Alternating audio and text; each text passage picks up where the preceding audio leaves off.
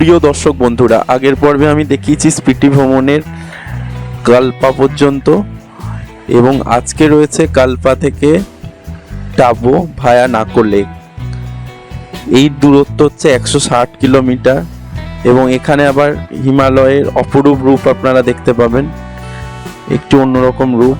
এবং এখানে পড়বে নাকো লেক এবং গেউ মনাস্ট্রি।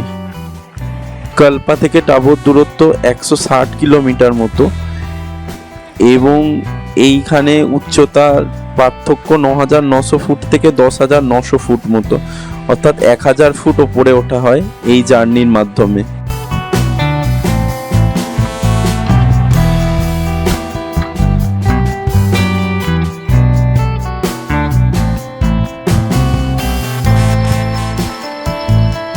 স্পিটি ভ্রমণের চতুর্থ পর্বে সমস্ত দর্শক বন্ধুদের স্বাগত জানাই।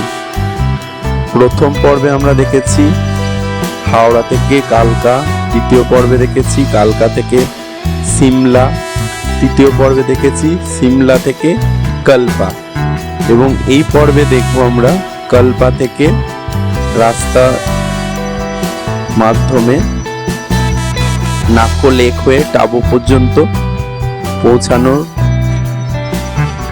Travel journey. তো প্রিয় দর্শক বন্ধুরা, এই স্পিটি ভ্যালির পথে আপনারা যত এগিয়ে যাবেন তত আপনাদেরকে মুগ্ধ করবে পাহাড়ের বদলে যাওয়া রূপ। প্রত্যেকটা মুহূর্তে, প্রত্যেকটা বাঁকে বাঁকে পাহাড়ের এক এক ধরনের রূপ আপনারা দেখতে পাবেন। এবং আরেকটি লক্ষণীয় বিষয় হচ্ছে এখানকার সাইলেন্স, অর্থাৎ এখানে খুব একটা গাড়ি টাড়ি যায় না। আপনারা যখন গাড়ি বা বাইকে করে এই ট্রিপ করবেন দেখবেন চারপাশে খুব কম লোকজন আছে, এবং একটা অদ্ভুত শান্ত নীরবতা এখানে বিরাজ করে, সেটা খুবই উপভোগ্য। এবং তার সাথে থাকছে পাহাড়ের অপরূপ রূপ।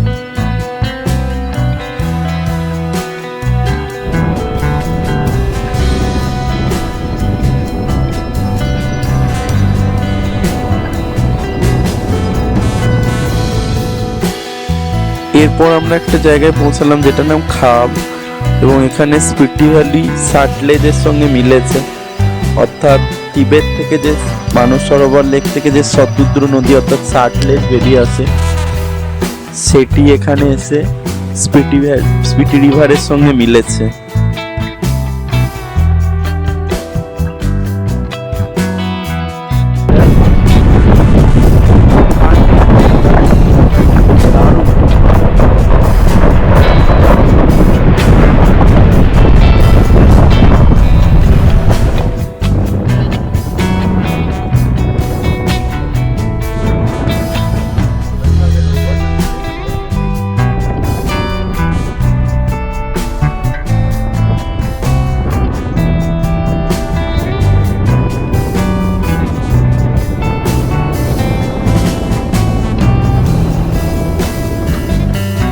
এরপর আমরা এসে পৌঁছেছিলাম নাকো লেকে।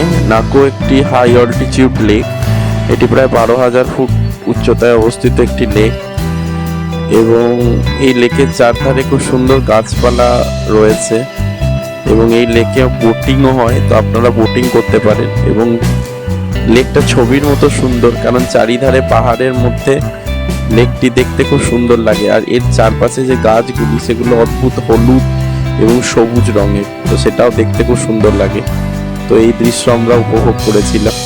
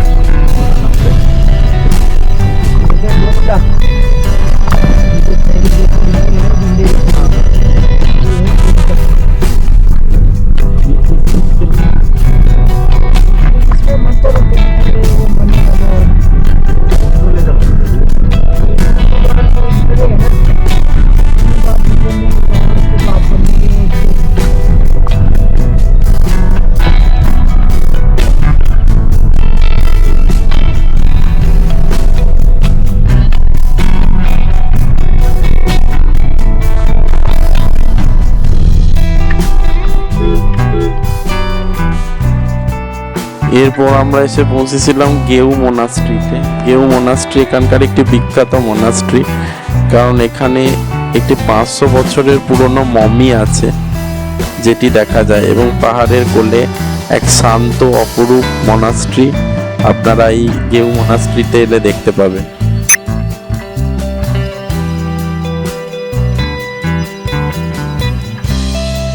তো হিমাচল প্রদেশে এলে আপনারা একটা জিনিস ট্রাই করতে পারেন, সেটা হচ্ছে বাটার টি। এখানে ঠান্ডার জন্য লোকে ঠান্ডা থেকে রেহাই পেতে বাটার টি খায়। তো সেই বাটার টি আমি খেয়ে দেখেছিলাম, অবশ্যই রেকমেন্ডেড করলাম আপনাদের জন্যে।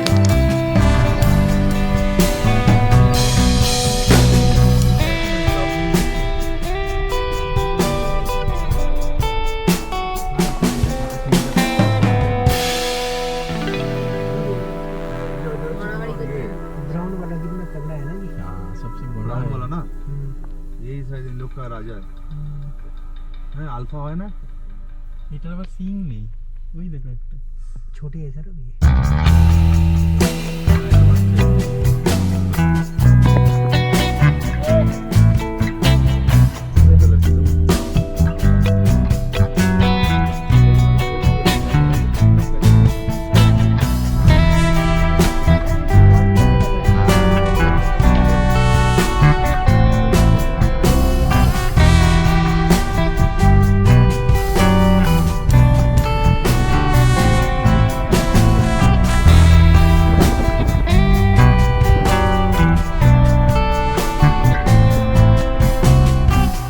আমরা এখন আছি টাবোতে, অসম্ভব হাওয়া দিচ্ছে।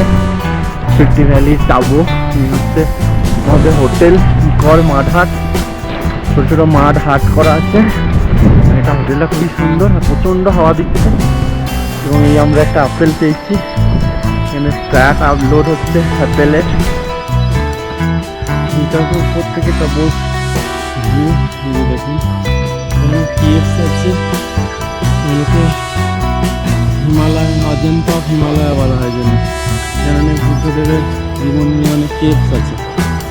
এই হচ্ছে দেখুন ভ্যালিটা, আর ওই দূরে দেখুন বরফের পাহাড় দেখা যাচ্ছে। এই হচ্ছে কেভস, দেখি কেভের মধ্যে কি আছে গিয়ে। তো এইটা হচ্ছে উপর থেকে ভিউটা,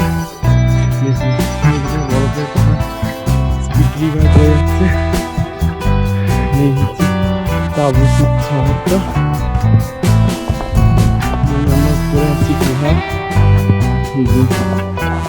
গুহা আছে, অজন্তা বলা হয়, হিমালয়ান অজন্তা। গুলো একটু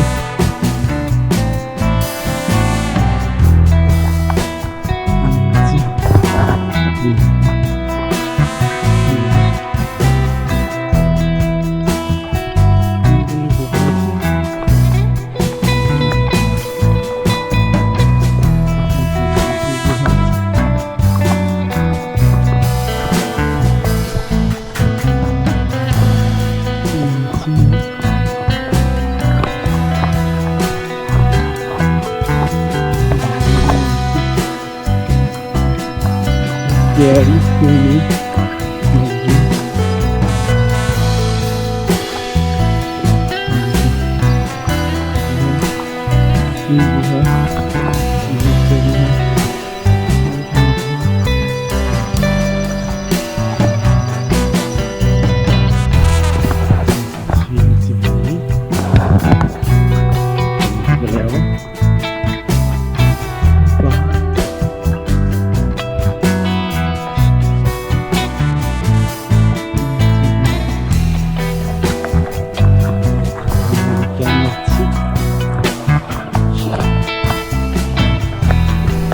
চড়াই নয়, আরামসে উঠতে পারেন, কিন্তু রাস্তা খুবই খারাপ, বেশি দিন লাগে গাড়ি টাড়ি চালায়।